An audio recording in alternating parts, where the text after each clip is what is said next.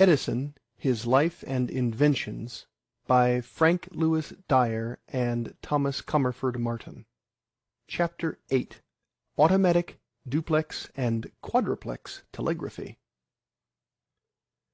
Work of various kinds poured in upon the young manufacturer, busy also with his own schemes and inventions, which soon began to follow so many distinct lines of inquiry that it ceases to be easy or necessary for the historian to treat them all in chronological sequence.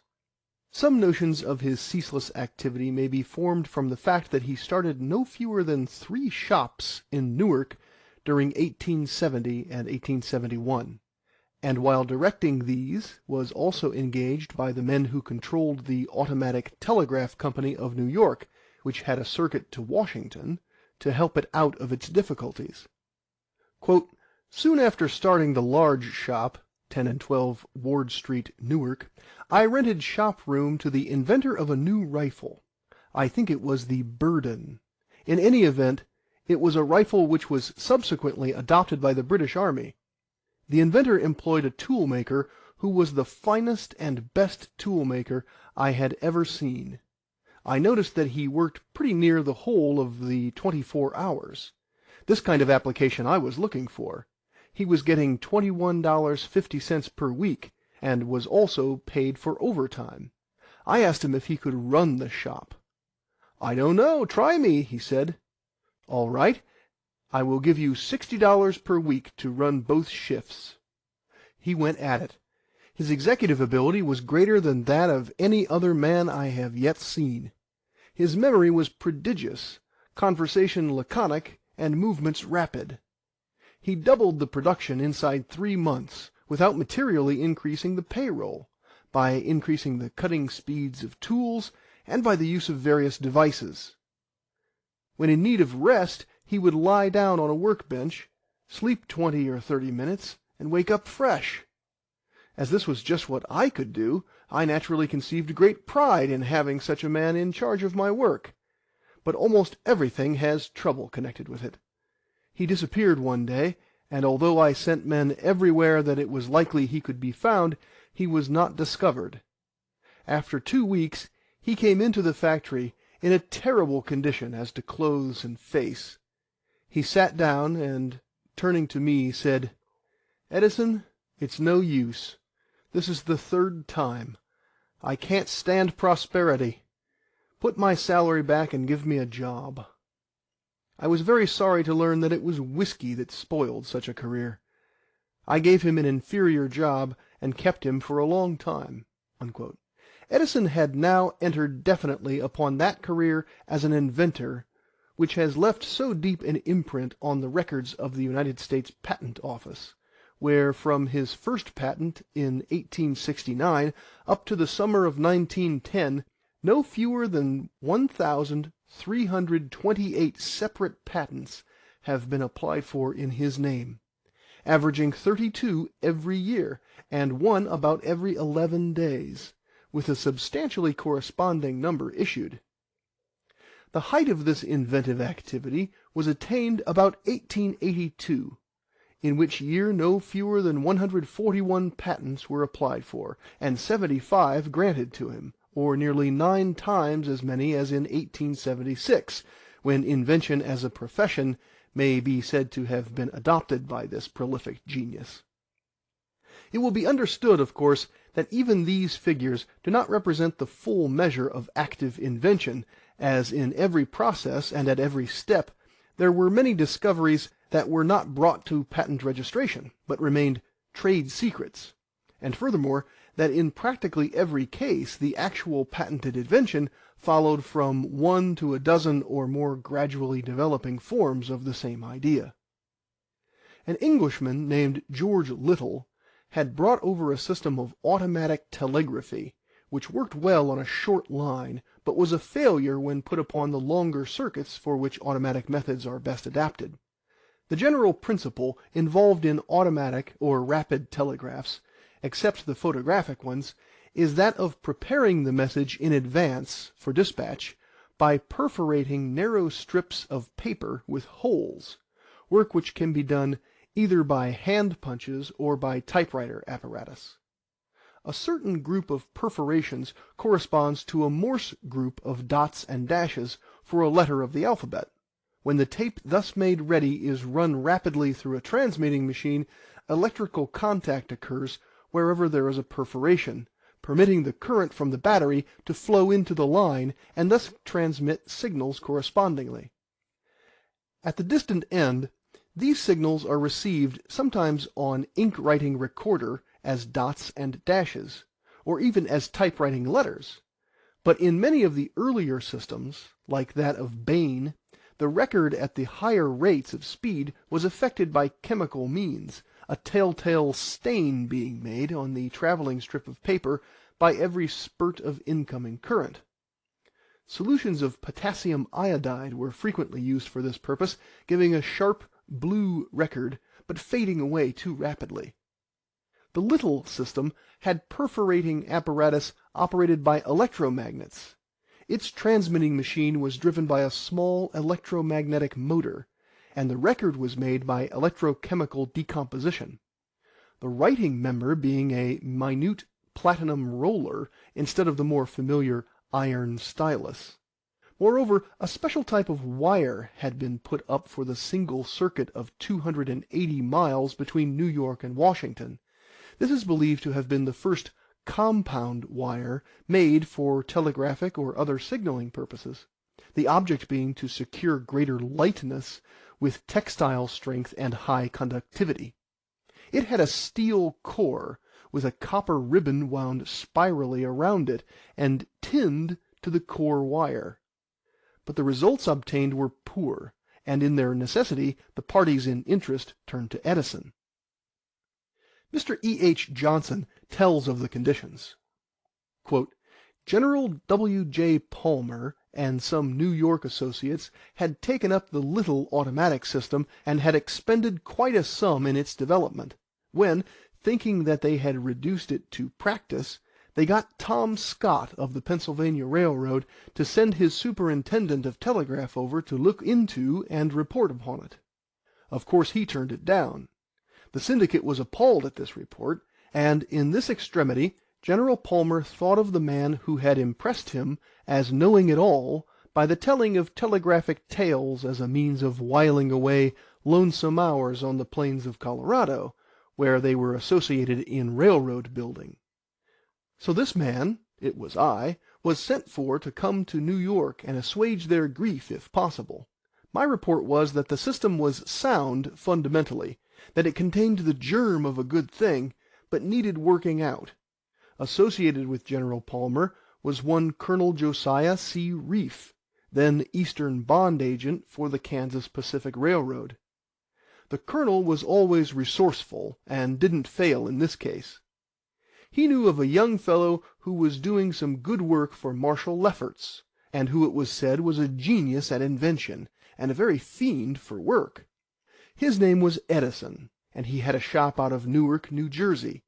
He came and was put in my care for the purpose of a mutual exchange of ideas, and for a report by me as to his competency in the matter. This was my introduction to Edison.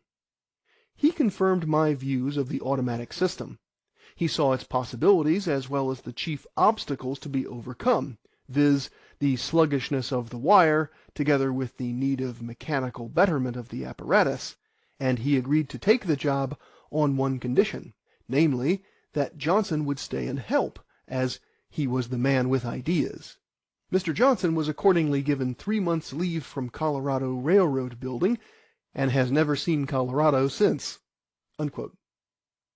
Applying himself to the difficulties with wonted energy, Edison devised new apparatus, and solved the problem to such an extent that he and his assistants succeeded in transmitting and recording 1,000 words per minute between New York and Washington, and 3,500 words per minute to Philadelphia. Ordinary manual transmission by key is not in excess of 40 to 50 words a minute. Stated very briefly, Edison's principal contribution to the commercial development of the automatic was based on the observation that in a line of considerable length electrical impulses become enormously extended or sluggish, due to a phenomenon known as self-induction, which with ordinary Morse work is in a measure corrected by condensers. But in the automatic, the aim was to deal with impulses following each other from 25 to 100 times as rapidly as in Morse lines, and to attempt to receive and record intelligibly such a lightning-like succession of signals would have seemed impossible.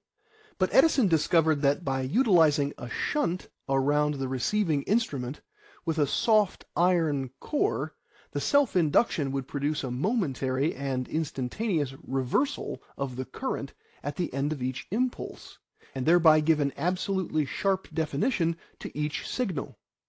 This discovery did away entirely with sluggishness, and made it possible to secure high speeds over lines of comparatively great lengths. But Edison's work on the automatic did not stop with this basic suggestion, for he took up and perfected the mechanical construction of the instruments, as well as the perforators, and also suggested numerous electrosensitive chemicals for the receivers, so that the automatic telegraph, almost entirely by reason of his individual work, was placed on a plane of commercial practicability. The long line of patents secured by him in this art is an interesting exhibit of the development of a germ to a completed system, not, as is usually the case, by numerous inventors working over considerable periods of time, but by one man evolving the successive steps at a white heat of activity.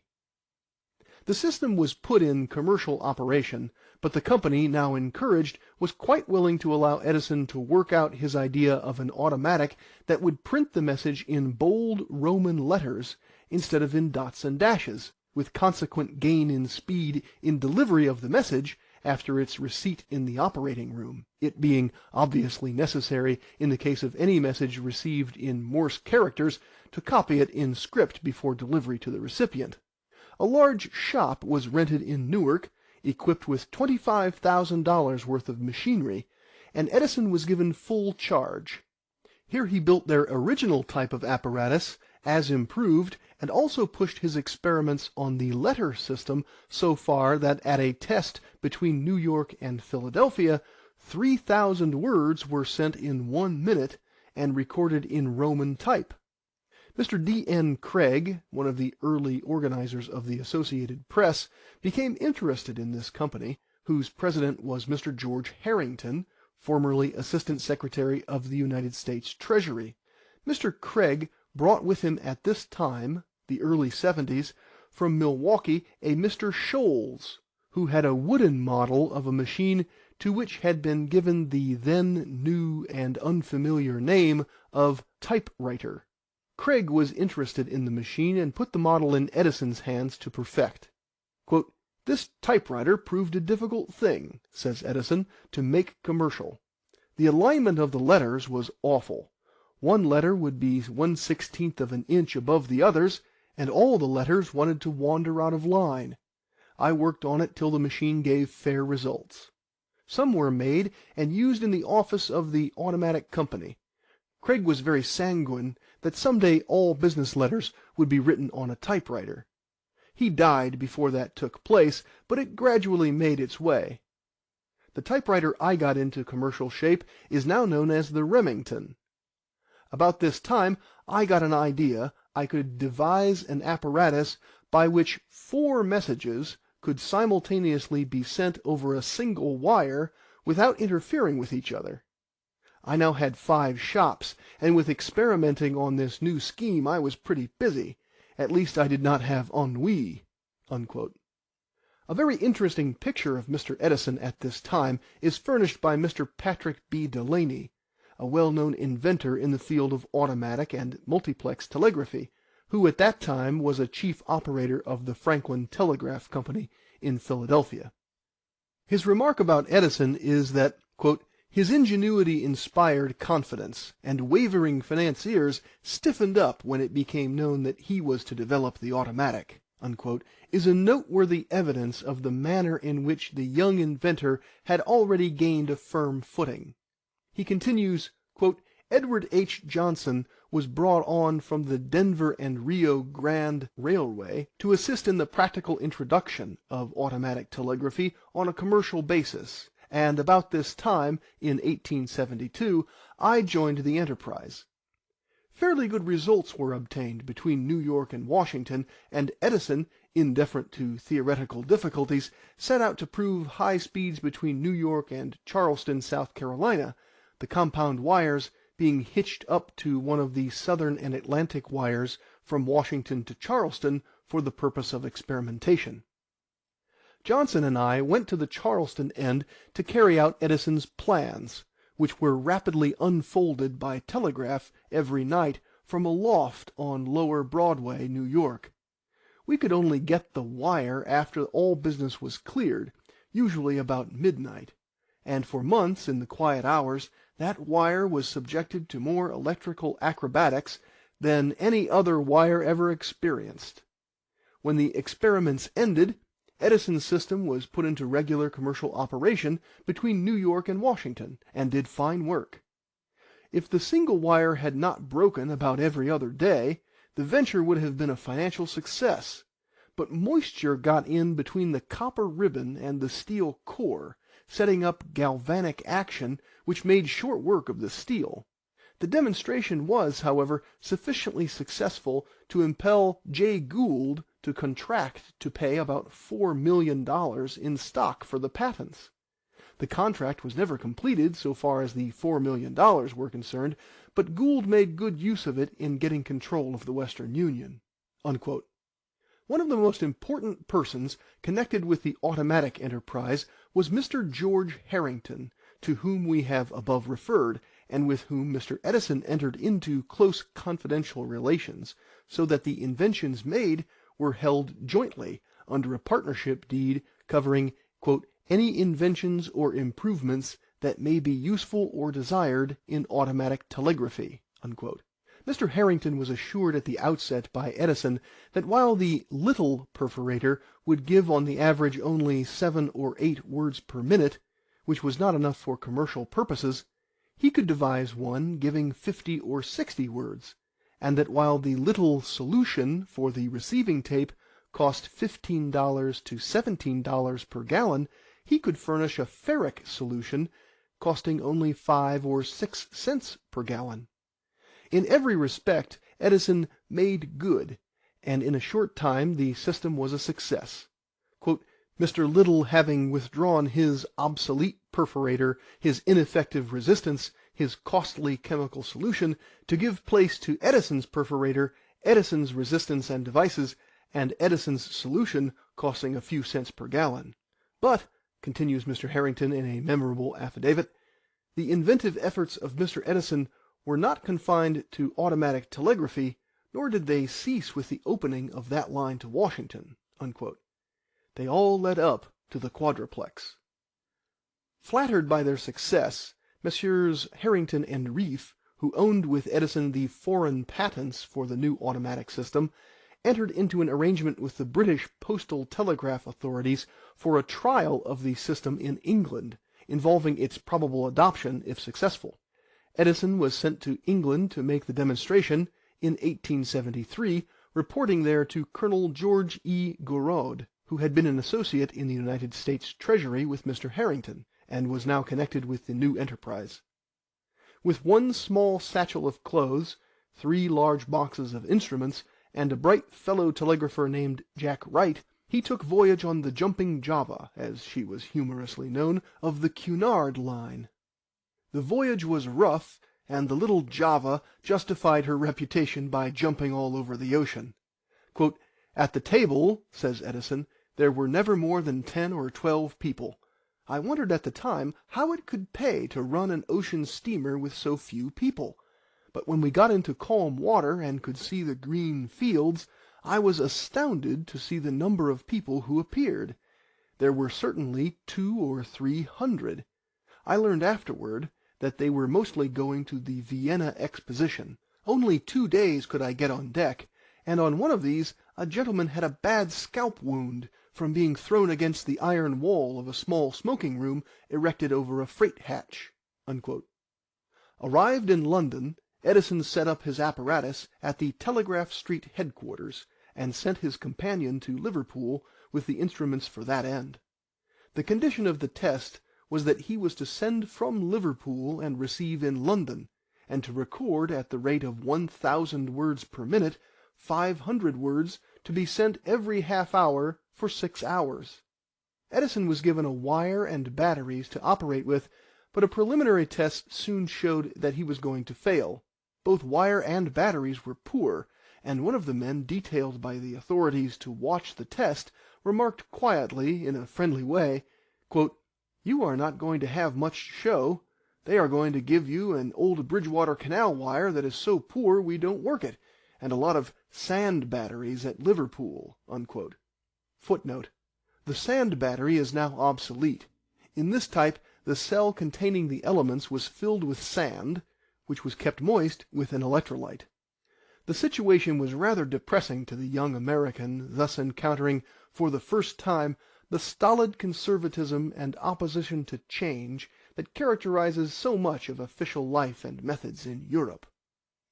Quote, "I thanked him," says Edison, "and hoped to reciprocate somehow. I knew I was in a hole. I had been staying at a little hotel in Covent Garden called the Hummums, and got nothing but roast beef and flounders, and my imagination was getting into a coma. What I needed was pastry. That night I found a French pastry shop in High Holborn Street and filled up. My imagination got all right. Early in the morning I saw Gouraud, stated my case, and asked if he would stand for the purchase of a powerful battery to send to Liverpool. He said yes. I went immediately to Apps on the Strand and asked if he had a powerful battery. He said he hadn't, that all he had was Tyndall's Royal Institution battery, which he supposed would not serve. I saw it, 100 cells, and getting the price, 100 guineas, hurried to Gouraud. He said, "Go ahead." I telegraphed to the man in Liverpool. He came on, got the battery to Liverpool set up and ready, just 2 hours before the test commenced. One of the principal things that made the system a success was that the line was put to earth at the sending end through a magnet, and the extra current from this, passed to the line, served to sharpen the recording waves. This new battery was strong enough to pass a powerful current through the magnet without materially diminishing the strength of the line current. Unquote. The test under these more favorable circumstances was a success. Quote, "The record was as perfect as copper plate, and not a single remark was made in the time lost column." Unquote. Edison was now asked if he thought he could get a greater speed through submarine cables with this system than with the regular methods, and replied that he would like a chance to try it. For this purpose, 2,200 miles of Brazilian cable, then stored under water in tanks at the Greenwich works of the Telegraph Construction and Maintenance Company near London, was placed at his disposal from 8 p.m. until 6 a.m. Quote, "This just suited me, as I preferred night work. I got my apparatus down and set up, and then to get a preliminary idea of what the distortion of the signal would be, I sent a single dot, which should have been recorded upon my automatic paper by a mark about 1/32 of an inch long. Instead of that, it was 27 feet long. If I ever had any conceit, it vanished from my boots up. I worked on this cable more than 2 weeks, and the best I could do was 2 words per minute, which was only 1/7 of what the guaranteed speed of the cable should be when laid. What I did not know at the time was that a coiled cable, owing to induction, was infinitely worse than when laid out straight, and that my speed was as good as, if not better than, with the regular system, but no one told me this." Unquote. While he was engaged on these tests, Colonel Gouraud came down one night to visit him at the lonely works, spent a vigil with him, and toward morning wanted coffee. There was only one little inn near by, frequented by longshoremen and employees from the soap works and cement factories, a rough lot, and there at daybreak they went as soon as the other customers had left for work. Quote, The place had a bar and 6 bare tables, and was simply infested with roaches. The only things that I ever could get were coffee made from burnt bread, with brown molasses cake. I ordered these for Garrod. The taste of the coffee, the insects, etc., were too much. He fainted. I gave him a big dose of gin, and this revived him. He went back to the works and waited until 6, when the day men came, and telegraphed for a carriage. He lost all interest in the experiments after that, and I was ordered back to America." Unquote. Edison states, however, that the automatic was finally adopted in England and used for many years, indeed is still in use there. But they took whatever was needed from his system, and he, quote, "has never heard a cent from them." Unquote. Arduous work was at once resumed at home on duplex and quadruplex telegraphy, just as though there had been no intermission or discouragement over dots 27 feet long. A clue to his activity is furnished in the fact that in 1872 he had applied for 38 patents in the class of telegraphy, and 25 in 1873, several of these being for duplex methods, on which he had experimented. The earlier apparatus had been built several years prior to this, as shown by a curious little item of news that appeared in the Telegrapher of January 30, 1869. Quote, "T.A. Edison has resigned his situation in the Western Union Office, Boston, and will devote his time to bringing out his inventions." Unquote. Oh, the supreme, splendid confidence of youth! 6 months later, as we have seen, he had already made his mark, and the same journal in October 1869 could say, quote, "Mr. Edison is a young man of the highest order of mechanical talent, combined with good scientific electrical knowledge and experience. He has already invented and patented a number of valuable and useful inventions, among which may be mentioned the best instrument for double transmission yet brought out." Unquote. Not bad for a novice of 22.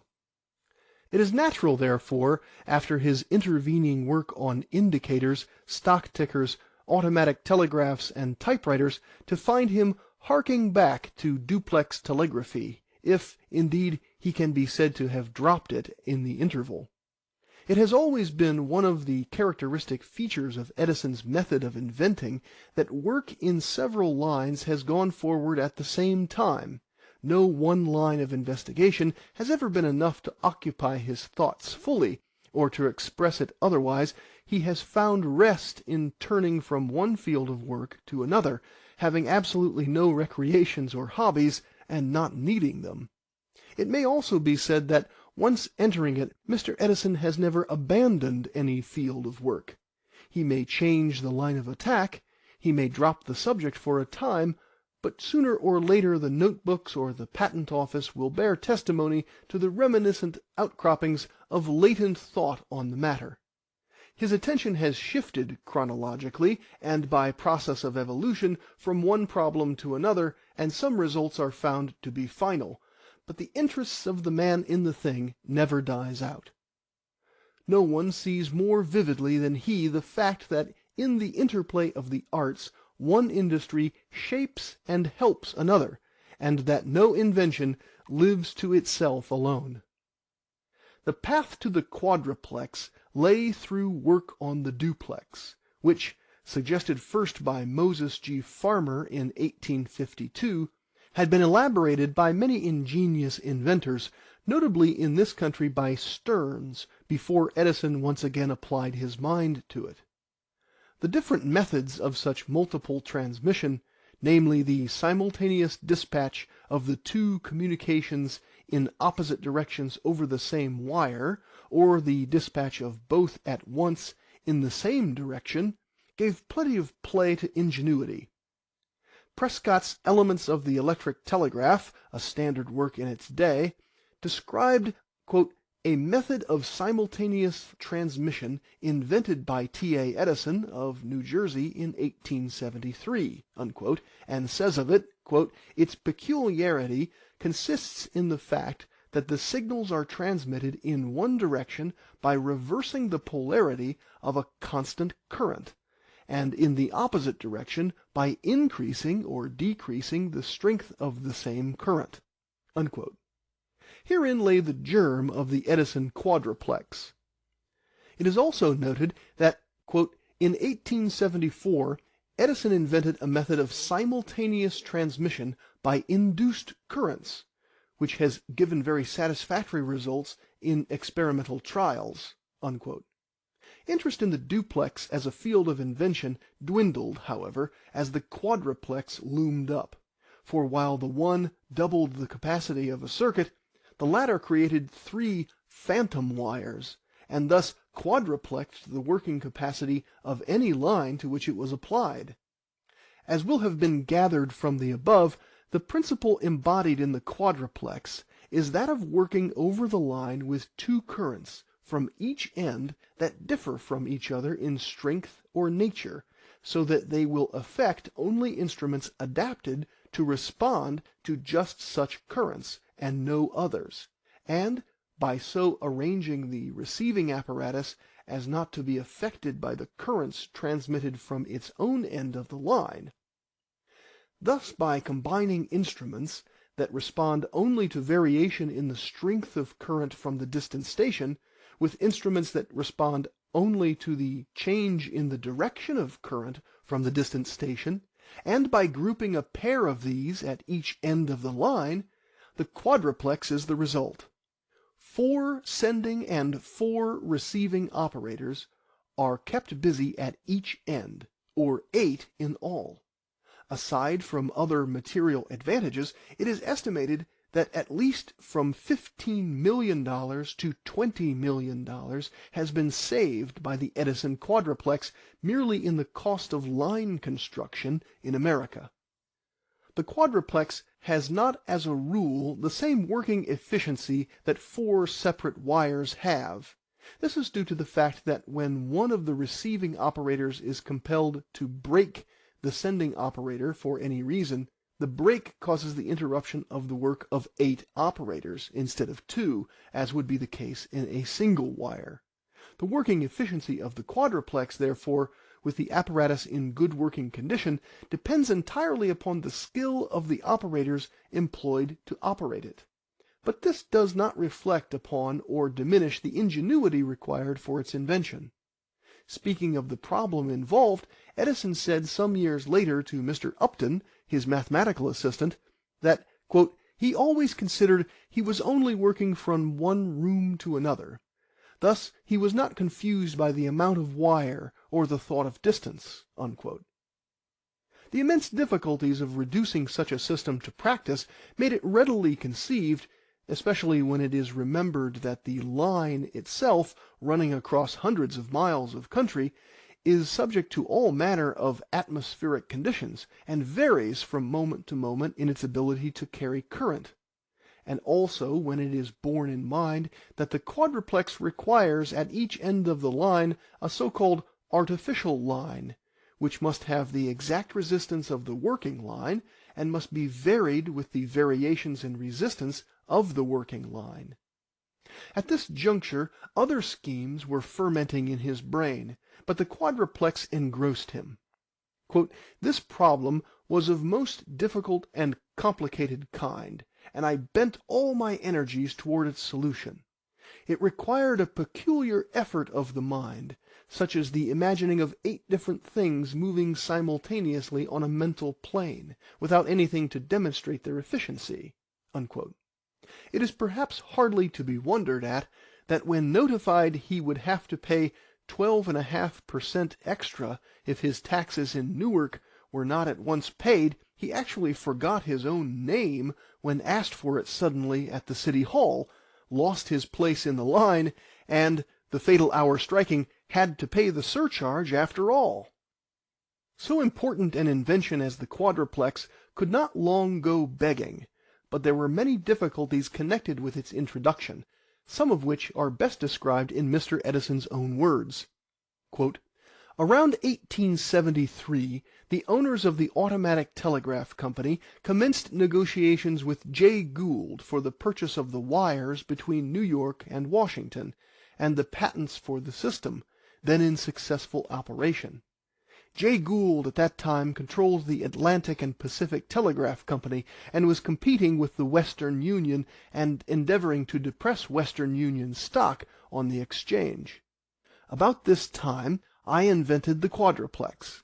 I wanted to interest the Western Union Telegraph Company in it with a view of selling it, but was unsuccessful until I made an arrangement with the chief electrician of the company so that he could be known as a joint inventor and receive a portion of the money. At that time I was very short of money and needed it more than glory. This electrician appeared to want glory more than money, so it was an easy trade.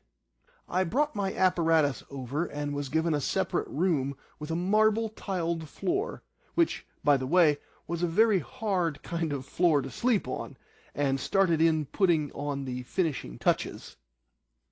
After 2 months of very hard work, I got a detail at regular times of 8 operators, and we got it working nicely from one room to another over a wire which ran to Albany and back. Under certain conditions of weather, one side of the quadruplex would work very shakily, and I had not succeeded in ascertaining the cause of the trouble. On a certain day, when there was a board meeting at the company, I was to make an exhibition test. The day arrived. I had picked the best operators in New York, and they were familiar with the apparatus. I arranged that if a storm occurred, and the bad side got shaky, they should do the best they could and draw freely on their imaginations. They were sending old messages. About 1 o'clock everything went wrong, as there was a storm somewhere near Albany, and the bad side got shaky. Mr. Orton, the president, and William H. Vanderbilt, and the other directors came in. I had my heart trying to climb up around my esophagus. I was paying a sheriff $5 a day to withhold judgment, which had been entered against me in a case which I had paid no attention to, and if the quadruplex had not worked before the president, I knew I was to have trouble and might lose my machinery. The New York Times came out next day with a full account. I was given $5,000 as part payment for the invention, which made me easy, and I expected the whole thing would be closed up. But Mr. Orton went on an extended tour just about that time. I had paid for all the experiments on the quadruplex and exhausted the money, and I was again in straits. In the meantime I had introduced the apparatus on the lines of the company, where it was very successful. At that time the general superintendent of the Western Union was General T.T. Eckert, who had been Assistant Secretary of War with Stanton. Eckert was secretly negotiating with Gould to leave the Western Union and take charge of the Atlantic and Pacific, Gould's company. One day Eckert called me into his office and made inquiries about money matters. I told him Mr. Orton had gone off and left me without means, and I was in straits. He told me I would never get another cent, but that he knew a man who would buy it. I told him of my arrangement with the electrician, and said I could not sell it as a whole to anybody, but if I got enough for it, I would sell all my interest in any share I might have. He seemed to think his party would agree to this. I had a set of quadruplex over in my shop, 10 and 12 Ward Street, Newark, and he arranged to bring him over next evening to see the apparatus. So the next morning Eckert came over with Jay Gould and introduced him to me. This was the first time I had ever seen him. I exhibited and explained the apparatus, and they departed. The next day Eckert sent for me, and I was taken up to Gould's house, which was near the Windsor Hotel, 5th Avenue. In the basement he had an office. It was in the evening, and we went in by the servants' entrance, as Eckert probably feared that he was watched. Gould started in at once, and asked me how much I wanted. I said, "Make me an offer." Then he said, "I will give you $30,000. I said, "I will sell any interest I may have for that money," which was something more than I thought I could get. The next morning I went with Gould to the office of his lawyers, Sherman and Sterling, and received a check for $30,000, with a remark by Gould that I had got the steamboat Plymouth Rock, as he had sold her for $30,000 and had just received the check. There was a big fight on between Gould's company and the Western Union, and this caused more litigation. The electrician, on account of the testimony involved, lost his glory. The judge never decided the case, but went crazy a few months afterwards." Unquote. It was obviously a characteristically shrewd move on the part of Mr. Gould to secure an interest in the quadruplex, as a factor in his campaign against the Western Union, and as a decisive step toward his control of that system by the subsequent merger that included not only the Atlantic and Pacific Telegraph Company, but the American Union Telegraph Company. Nor was Mr. Gould less appreciative of the value of Edison's automatic system. Referring to matters that will be taken up later in the narrative, Edison says, quote, "After this, Gould wanted me to help install the automatic system in the Atlantic and Pacific Company, of which General Eckert had been elected president, the company having bought the Automatic Telegraph Company. I did a lot of work for this company, making automatic apparatus in my shop at Newark. About this time I invented a district messenger call box system, and organized a company called the Domestic Telegraph Company, and started in to install the system in New York. I had great difficulty in getting subscribers, having tried several canvassers, who, one after another, failed to get subscribers. When I was about to give up, a test operator named Brown, who was on the automatic telegraph wire between New York and Washington, which passed through my Newark shop, asked permission to let him try and see if he couldn't get subscribers. I had very little faith in his ability to get any, but I thought I would give him a chance, as he felt certain of his ability to succeed. He started in, and the results were surprising. Within a month he had procured 200 subscribers, and the company was a success. I have never quite understood why 6 men should fail absolutely, while the 7th man should succeed. Perhaps hypnotism would account for it. This company was sold out to the Atlantic and Pacific Company." Unquote. As far back as 1872, Edison had applied for a patent on district messenger signal boxes, but it was not issued until January 1874, another patent being granted in September of the same year. In this field of telegraph application, as in others, Edison was a very early comer, his only predecessor being the fertile and ingenious Callahan of stock-ticker fame. The first president of the Gold and Stock Telegraph Company, Elisha W. Andrews, had resigned in 1870 in order to go to England to introduce the stock ticker in London. He lived in Englewood, New Jersey, and the very night he had packed his trunk, the house was burglarized. Calling on his nearest friend the next morning for even a pair of suspenders, Mr. Andrews was met with regrets of inability, because the burglars had also been there. A third and fourth friend in the vicinity was appealed to with the same disheartening reply of a story of wholesale spoliation.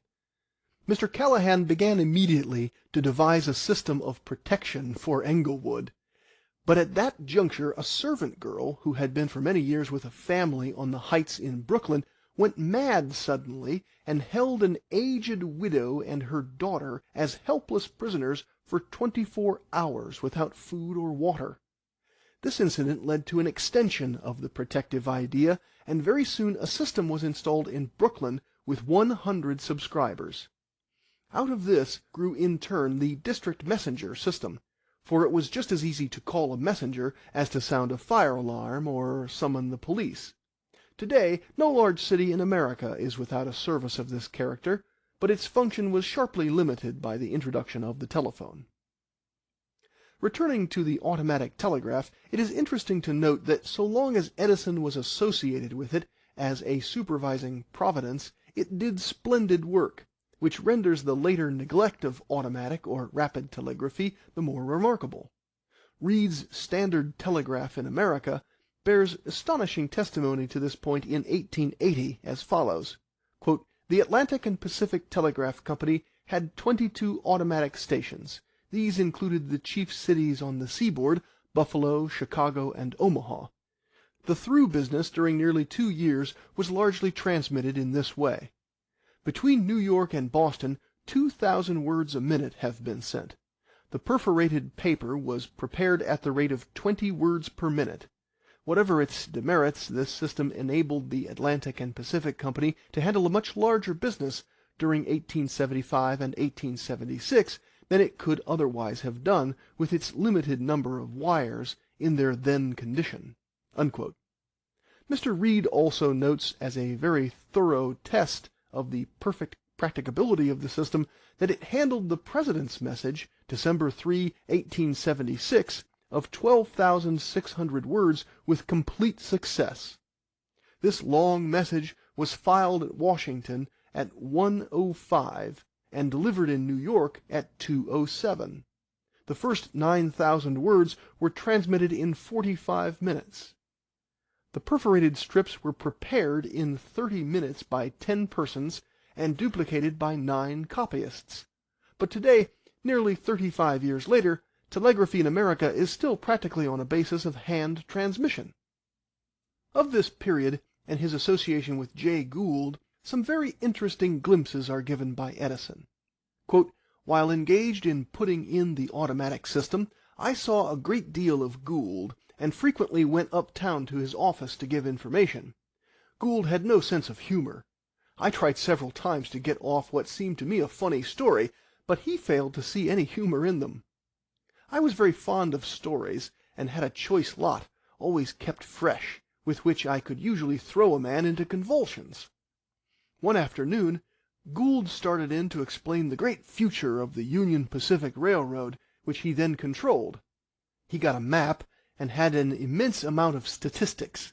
He kept at it for over 4 hours, and got very enthusiastic. Why he should explain to me, a mere inventor with no capital or standing, I couldn't make out. He had a peculiar eye, and I made up my mind that there was a strain of insanity somewhere.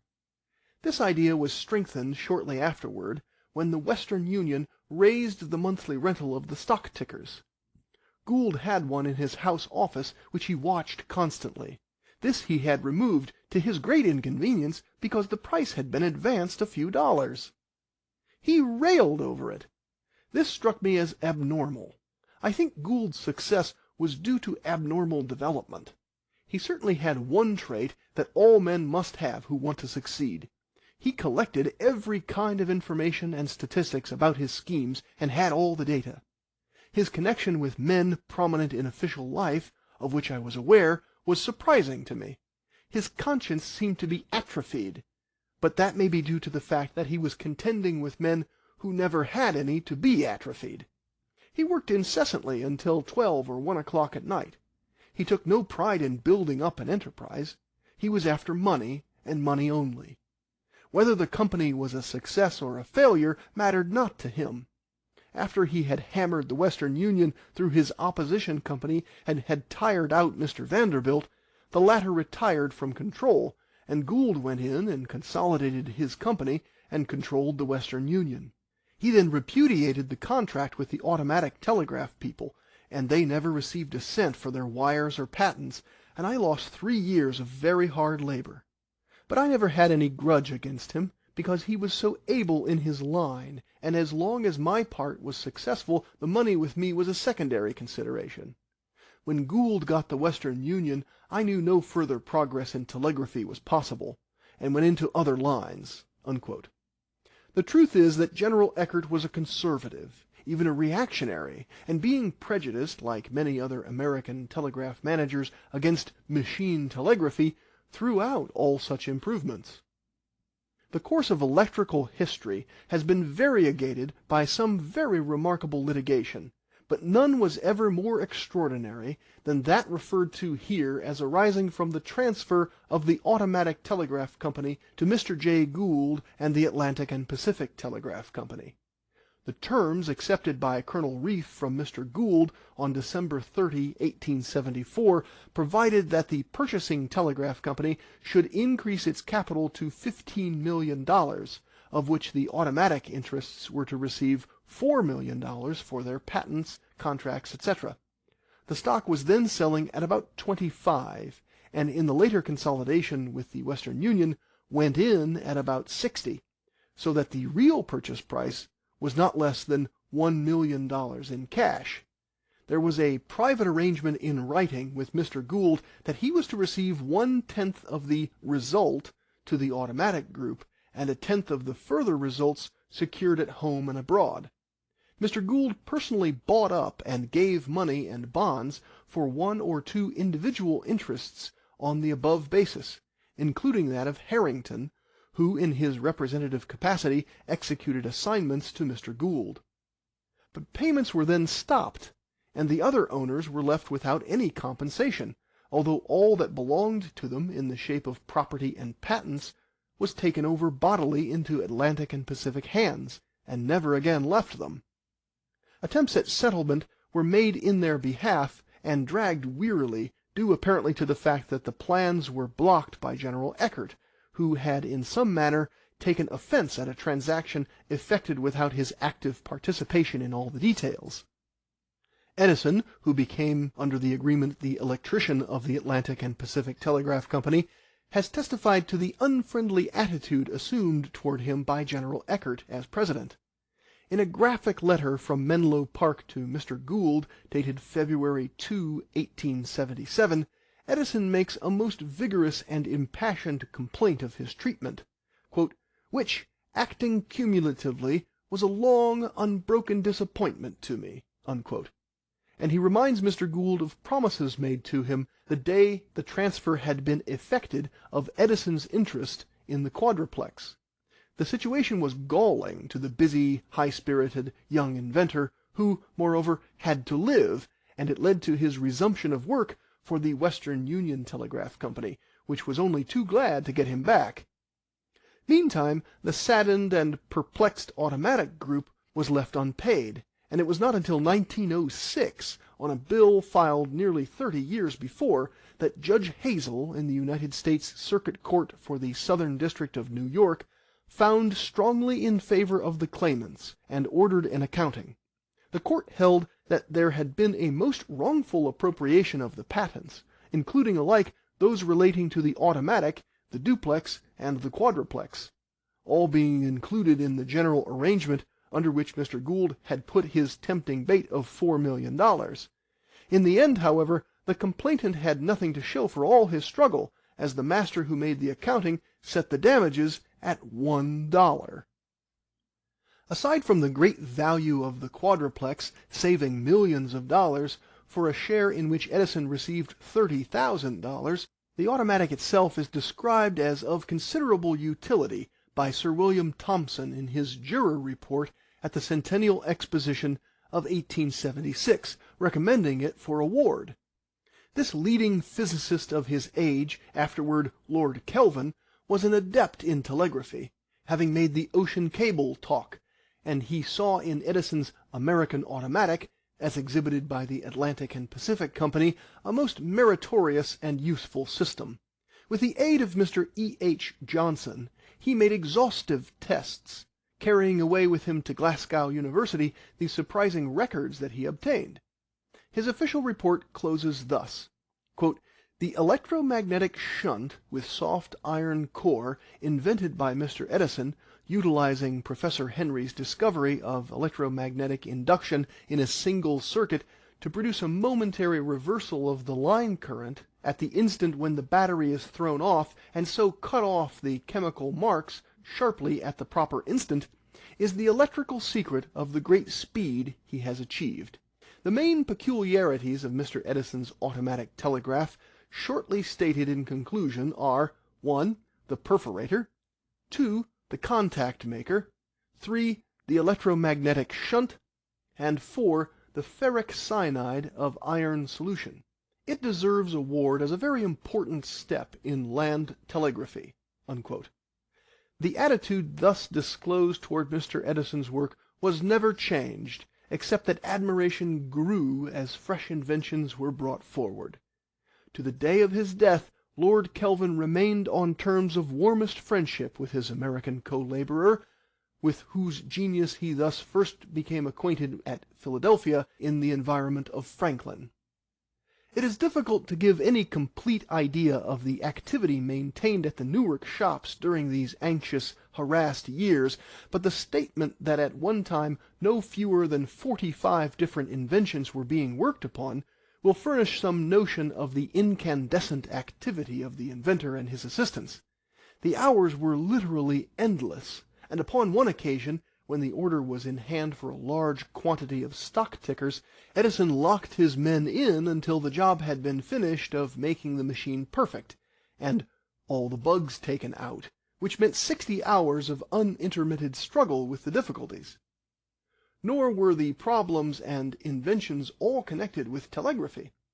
On the contrary, Edison's mind welcomed almost any new suggestion as a relief from the regular work in hand.